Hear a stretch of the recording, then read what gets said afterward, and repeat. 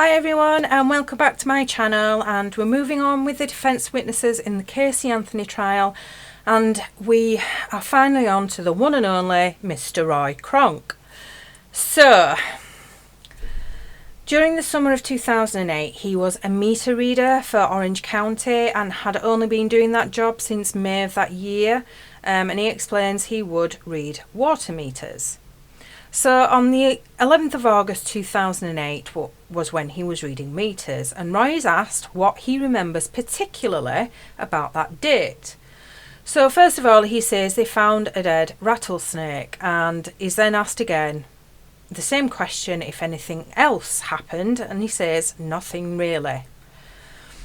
So Mr. Mason continues by asking if he parked his vehicle on Suburban Drive and went into the wooded area to relieve himself, which he says yes he did, and he explains that he would often have to do this because obviously they don't have a toilet on their work truck, so they just have to find the opportunities where they can.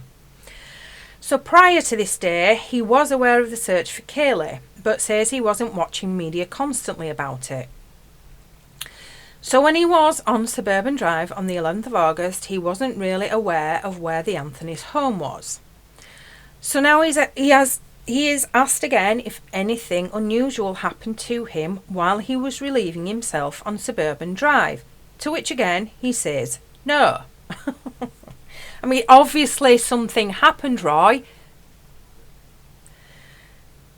So he does now say he did have a look around and saw an object which appeared to be odd to him. So he's asked if there was a bag. He says no. Then he's asked if he lifted up a bag, and again he says no. Now he is asked if he saw a small human skull. He says he wasn't close enough to know exactly what it was, but that's what it looked like to him. He didn't say anything about it to anyone. He says the dead rattlesnake they found pretty much took up all the attention for that afternoon. But now he says that he did tell his co-workers that he did see something odd, but he says they were totally enthralled with the dead rattlesnake. And to be clear, he told them that he saw something that looked like a skull, not that he saw a skull. So he says then they went back to the office and they were showing everybody the dead rattlesnake, and then Roy went home. So now we move on to when he called Orange County Sheriff's Office.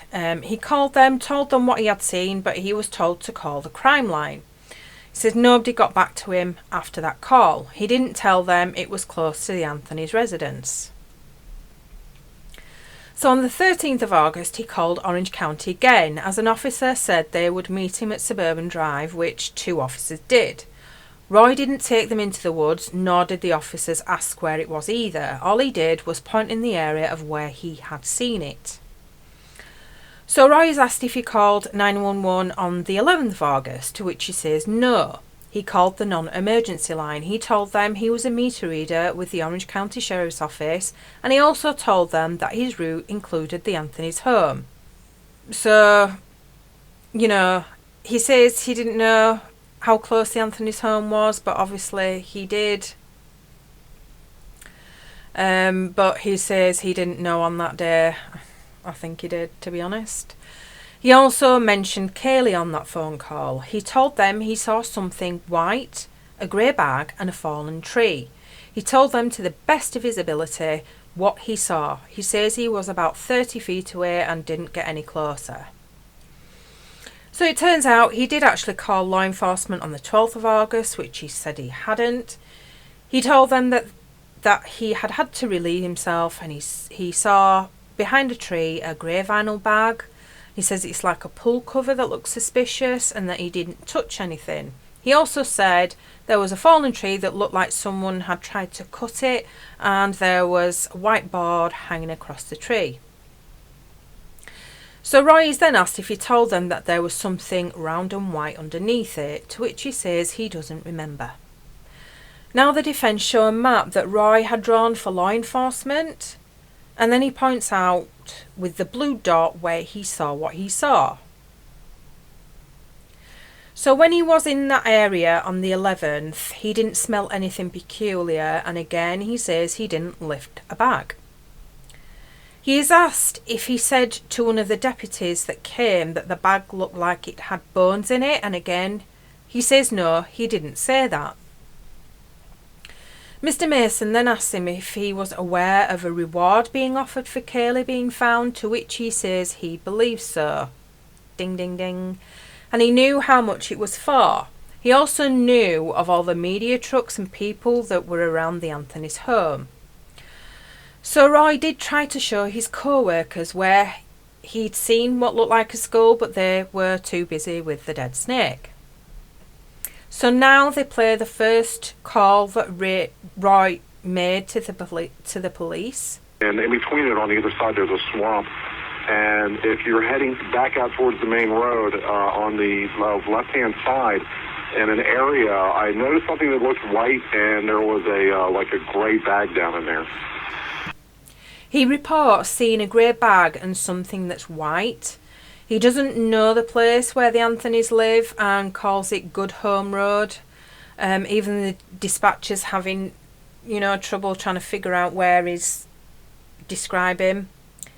But he does know he was on Suburban Drive. Now they move on to the second call he made. And there behind one of the trees was a gray vinyl-like bag, like a pool cover or something like that. And it looked rather suspicious. I didn't touch anything. And then a little bit further up, you can tell where someone ran across with a mower, but the weeds are still real high in that area. There's a fallen tree that looks like someone had tried to cut on it at one point. But there was a white board hanging across the tree, and there was something round and white underneath of it. This call was made the day after the first call, and the dispatcher takes his number but also asks him to call another number that is specifically to do with this case and the search for Kaylee. He says he doesn't feel comfortable calling that number, and the dispatcher tells him he can call anonymously, but he is urged to call. Now the third call he made. You can still do it regardless if you're a county employee. You can remain anonymous.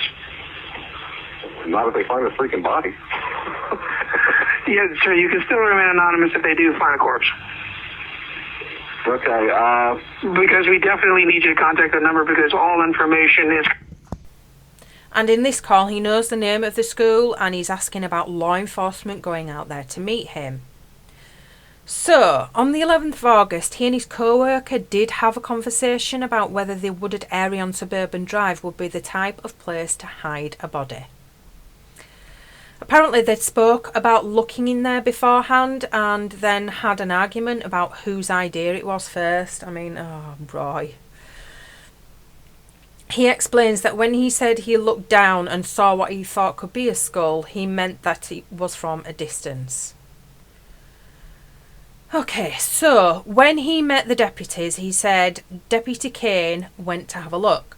He said all the deputy did was look left, look right, and then he started walking back up, slipped on the mud as he came back out. Roy says that the deputy then chewed him out for half an hour.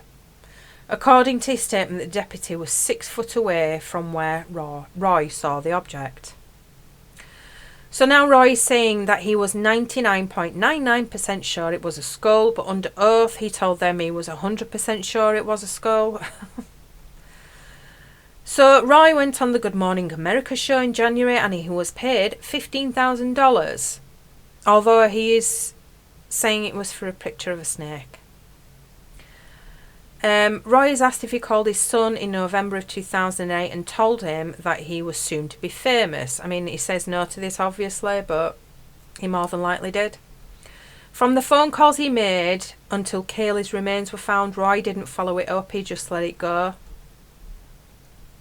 He says he went back to where he had seen the skull on the 11th of December. He says he saw the skull and says he didn't think it was real, so he used his meter reader stick and put it in the right eye socket and lifted it up. He then realised what it was. He gently put it down and called his area supervisor, not 911. So then he says he didn't actually lift it up. He pivoted it up and he didn't actually lift it off the ground. He says he said to his supervisor that he needed him there immediately and that he had found a human skull. He also spoke to a female deputy about getting the reward if it was Kaylee's remains, although he says he might have but doesn't remember. He might have also jokingly said to keep it quiet so his ex-wife didn't find out. Oh, God. So he did call his son on the 11th of December and told him what had happened, and told him that if he watched the news that night he would see him for the first time since he was 8 years old. In his original statement, he had said that he poked the bag and a skull fell out. He didn't tell them he'd lifted the bag, but he had lifted it about 4 feet. He says he'd had a verbal conversation with law enforcement about this and that he had just neglected to write it down. Wow. He is saying on the stand that when he lifted the bag, the skull did not fall out, and he is testifying that when he lifted the bag, the skull was underneath. He lifted the bag to see what was in it. He says he shook the bag a couple of times, and he says the contents of the bag shifted a bit, and he then looked down at his feet and there was the skull. He doesn't believe anything fell out of the bag. So the cross-examination. So Mr. Burdick is going through the timeline. So the 11th of August was when Roy was doing the route on Hope Spring Drive and Suburban Drive.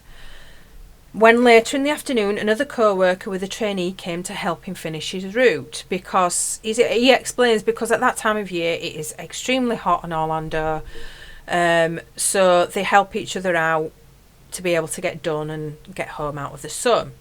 So on this day, when he is on Suburban Drive, he needs to relieve himself, so he goes into the woods and has a look around. And he saw something what he thought was suspicious. He tells his co-workers that he saw a suspicious object. So that night, he told the 911 operator that the area was like a swamp because it was wet on both sides. And the reasons why he says he was looking down is because he was stood higher than where he saw the object. So the next night he calls again with the same information. He also called Crime Line that night with the same information. The next day he calls law enforcement again from the location, wanting law enforcement to meet him there so he could tell them what he saw and where it was. And again the deputies came out. The male deputy did a quick look round and then berated Roy for wasting police time. Roy then left, and because of how he'd been treated, he let the matter go. So there we go. I mean, one thing I'm learning from here, if you're going to be a witness in anything, be careful what you say. Tell the truth. And don't go to any news outlets, no social media, nothing. Because you get dragged into something like this and they will dig up everything on you. So, no thanks. Right, I will be back with more in the Casey Anthony trial. I'm getting close to the end now, so it won't be much longer. But I'll be back with more. So until then, bye for now.